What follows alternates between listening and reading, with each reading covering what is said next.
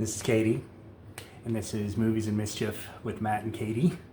And we just finished watching The Vigil, which is a movie about a young man who has left the Orthodox Jewish community, and he's trying to get his life together outside of that community.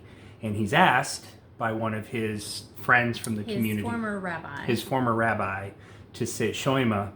Is it right? Did I say it right? Shoima, for a family that doesn't have anybody else to do. And for those of you who don't know that, it's when someone sits with the body of a person who's just deceased. They're supposed to sit with them for the night. And I don't know the difference between that and Shiva. Yeah. Because I thought Shiva was that 24-hour period. But I'm not sure what it is, but...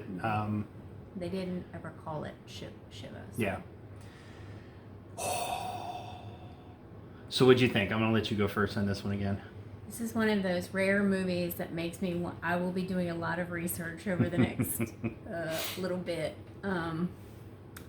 It's a really creepy, tamped down, not a jump scare heavy movie. There's a lot of sound and shadow, and I thought it was weirdly beautiful. And part of the research that I'm going to have to be doing is my understanding of Judaism is nothing. Yeah, but very part small. of what I thought Jewish beliefs about grief is that you sit in it. That's part of the Shiva, because you just allow it to be, and you don't try to push it away, and you don't try to, you just let it come, because it's a natural thing. I mean, we're, the moment we take our first breath, we start dying, so it's just a part of life. And this was a lot about how the past keeping hold of you and keeping you looking backwards, and so it was really beautifully done. I will say there's a moment of, that conflict moment felt a little bit... You're talking about towards the end? That's it? Yeah. It felt a little bit like, well, if that's what it was, why couldn't anybody else do that already? But the rest of it was so well done that I'm fine. I still would absolutely wholeheartedly recommend this movie. Oh, I love this freaking movie. This is a perfect example of what well thought out, good art house horror can be, because this is definitely an art house horror film. It had a story. It had a beginning, middle, end. It had a point. There weren't... I didn't feel that there were any jump scares in this film at all. No. This is a film. Sense. It reminded me a lot of The Conjuring, the very first one, in the sense that the house was a character in the film. I don't know if you noticed, throughout the house, every lamp was symmetrically and strategically placed to look like a pair of eyes were watching this guy throughout the house. And there were a lot of scenes where the lamps were positioned behind him to look like eyes watching him. Yeah. There's a lot of very, very genius shadow play in this film, where there were scenes when... I was constantly looking for something to be happening. Yeah, there were scenes where I wasn't even looking at the actors. I was looking at what was going on behind. So much so that when there actually was stuff going on behind, it was that much more effective. And you missed one at the end. I missed one at the end. I had to make him back it up, because I was like, did you see it? What? Back it up. This is a quiet, dark horror film. That could be a turnoff for some people. I know people who hate...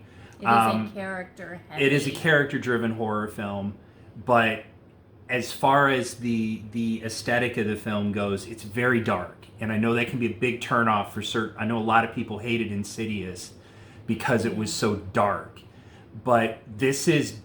The director uses the dark in this film to give it that tension that you and feel there was throughout. never a time that it was completely. There was always lamplight or Right. candlelight or phone light. It's not, where you would need night vision goggles. But it's it was just a that part. it's this house. It's the middle of the night. It goes from like 11:30 to almost 5 in the morning. So your house is going to be darker. You're not going to. All the lights are old people lamps, so they all have that golden kind of light instead of a bright light. It's older people living in the house. So I didn't have it wasn't like I didn't have Seven, any problem with it. where you couldn't see what was happening because it was so dark. It was naturally. And now I'm hearing dark. noises. I know. We have people walking around our house all the time. We live here alone, but our house constantly This is another thing that's so genius about the film was the sound design. The sound in this film was almost a character. It absolutely was. And it was there from the beginning. There was everything. I love this fucking movie. I am going to be really buying this excellent. one. It was really excellent. Yeah, it was so well done. This is definitely one I will tell you when it starts streaming. This is worth the $5.99 I pay for to rent it. And while the credits were still running, we were on Google trying to figure out one of the things that happens at the end. We didn't know because it has to do with the Jewish customs, and we didn't know what the thing was. So we had to look that up. But it makes sense now. And the demon design in this film this is one of the best. And I'm not giving anything away with this. This is one of the best. That's another thing I'm going to be looking up. This is one of the best demon creature designs I've seen. Because right from the get-go, and this is how you introduce a monster. You don't just... It's one of the things that bothers me with a lot of horror films is right off the bat, boom, you see what the monster is, you see what it looks like, they give you this clear view of it. No, it's much more effective if throughout the film... Snippets. You never see exactly what this damn thing is. And they did that in this film. Right from the beginning, the first scene, you kind of see it. You think you see something in the background. And then even towards the end of it, with the big conflict, you still don't really see what this thing is. And the sound, for sure, is a big part of what it is. And I'm telling you, my teeth were on edge for 93% my jaw of hurts. this movie. Yeah, I was grinding throughout this sound. movie. Yeah. Because it's just a disturbing... It takes that whole thing from The Grudge, do it. No, it's not that. It's not that back of the thing. It takes that sound and it amplifies it by 10. The creepiness, the skin crawl factor of that sound from the ghost made from The Grudge, and knocks it up to 11. I don't think it sounds like that. To me, it's like constant, like knuckle cracking kind of. It's very cracky noise. Oh, it's just really it was really, really, really well done. This is just a great film. Believable throughout. You understood. And kid.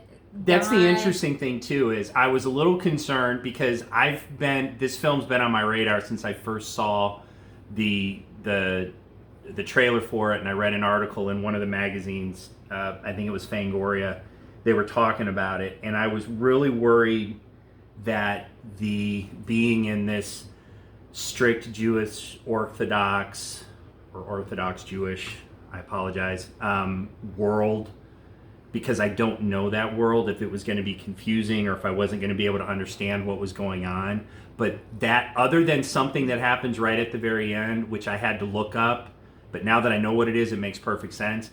I didn't have that problem. I loved that his former rabbi only spoke to him in Jewish or Yiddish. I don't know what they were. German, Yiddish. Was it German, Yiddish? Yeah. Yiddish is a German. I loved this movie. And even there, that one thing that we had to look up, it wasn't like, what is happening? It didn't take, you understood generally its purpose. Even if you didn't know exactly what it was, you knew what it was for. You knew it had meaning to the character. Yeah. You could tell that the character needed this. That it was some sort of talismanic thing. We just didn't know what it was, but that didn't take us out of it. Nothing about this movie took me out of the film. Even the small details. Whoever was the set decorator, there were pictures all throughout this that forced you to look at them, and they were always positioned. They were always in the background. They were always in the background. They were always blurry, but they were just enough to where you were like, "Wait a minute, is that picture looking at him? What's going on here?" Yeah. It was so well done. Oh, I cannot suggest this movie enough. It really did not rely on the normal scary movie. Yeah, there were none of the typical things that normally make you, There were all of the good horror tropes. Yeah. But they were done by someone who had a giant gentle music touch. swells to make you jump. It was all just like, it was this kind of a horror movie instead of a, Oh, this was so it was good. Really, really Yeah, good. this is definitely going to be added to my collection for watching in the future. So there you go. That's our very enthusiastic second review. Yes. The Vigil. It's streaming on Amazon Prime. Katie and I watched it. We rented it off Amazon Prime, but I'm sure you can get it off of any rental things you can do. So there you go. That's The Vigil. That's what we thought. We both Watch it. Definitely watch this one. Like always, please subscribe, ring the bell, comment. Comment.